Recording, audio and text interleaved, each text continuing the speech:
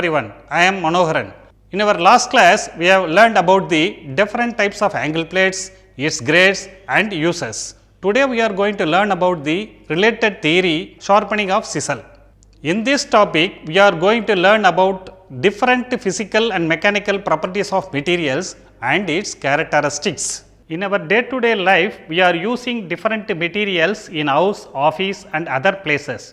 To understand the material used for the particular purpose, we must first understand about some basic physical and mechanical properties of materials. Metals have different properties. Depending upon the type of application, the different materials are selected.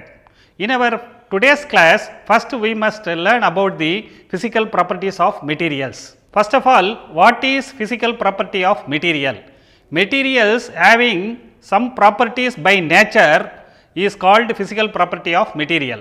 Let us understand the different physical properties of metals: color, weight, structure, conductivity, magnetic property, fusibility, specific gravity.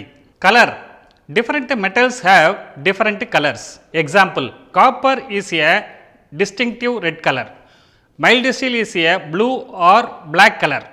Weight: metals differ based on their weight. A metal like aluminum lighter than many others, and metal like lead is heavy. Structure: generally metals can also be differentiated by their internal microstructure.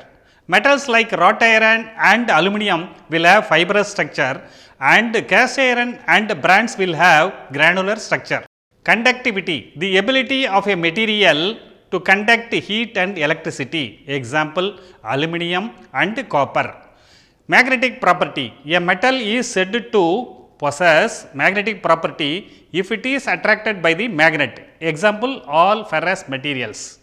Fusibility: it is the property possessed by a metal by virtue of which it melts when heat is applied. Tin has low melting temperature 232 degrees centigrade, and tungsten melts at high temperature 3370 degrees centigrade. Specific gravity: it is the ratio between the weight of a metal and the weight of equal volume of water. Now, you all understand about the physical properties of metal and its characteristics, right? Next, we are going to learn about what are all the mechanical properties of the materials. Mechanical properties of the materials are ductility, malleability, hardness, brittleness, toughness, tenacity, elasticity. Now, we will learn in detail about mechanical properties of metal. Ductility: it is the property of a material which can be drawn out in tension without rupture. Example: copper and aluminum. Malleability: it is the property of permanently extending in all directions without rupture by hammering, rolling, etc.